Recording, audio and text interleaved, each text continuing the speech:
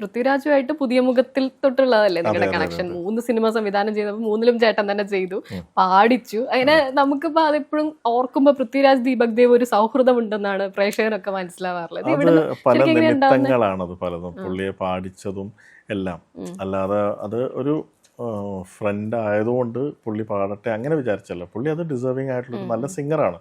പിന്നെ പുള്ളിയുടെ ഫാമിലിയിൽ തന്നെ മ്യൂസിക് ഉണ്ട്. ഇന്ദ്രജിത്തിന്റെ അതെ പാട്ട് അതെ. കേട്ടാൽ അറിയാലോ.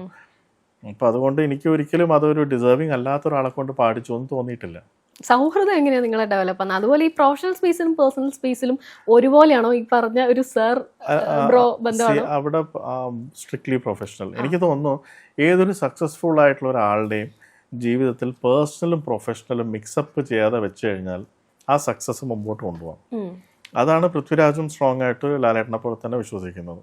അതുകൊണ്ട് തന്നെ ഇപ്പം പൃഥ്വിയുടെ ഡയറക്ഷൻ ചെയ്യുന്ന പടങ്ങളല്ലാതെ പുള്ളി എത്ര പടങ്ങൾ പ്രൊഡ്യൂസ് ചെയ്തിട്ടുണ്ട്. പൃഥ്വിരാജ് പ്രൊഡക്ഷൻസ് ഇന്നേ വരെ ഞാൻ അതിൽ ഒരു പടത്തിൽ പോലും മ്യൂസിക് ചെയ്തിട്ടില്ലല്ലോ. എന്നാൽ പുള്ളി ഇൻവെസ്റ്റ് ചെയ്യുന്ന പടത്തിൽ പുള്ളിക്ക് എന്നോട് എന്തെങ്കിലും അങ്ങനെ ഒരു സോഫ്റ്റ് കോർണർ ആണെങ്കിൽ എന്നെ വിളിക്കായിരുന്നല്ലോ. അതായത് ഡയറക്ടേഴ്സിൻ്റെ തീരുമാനം, അതിൽ പുള്ളി ഇടപെടില്ല. കാരണം ആ ഡയറക്ടേഴ്സിൻ്റെ ആഗ്രഹമുള്ള ആ കമ്പോസേഴ്സ് വർക്ക് ചെയ്ത ആ കോമ്പിനേഷനിൽ ഒരു റിസൾട്ട് വരും. അപ്പോൾ അതേപോലെ തന്നെ പുള്ളി ഡയറക്റ്റ് ചെയ്യുമ്പോൾ പുള്ളിക്ക് എൻ്റെ മുകളിലുള്ളൊരു വിശ്വാസമാണ് എപ്പോഴും പുള്ളിയെ എന്നെ ഡയറക്ഷൻ്റെ സമയത്ത് ആ ഒരു ഇതിൽ വയ്ക്കും.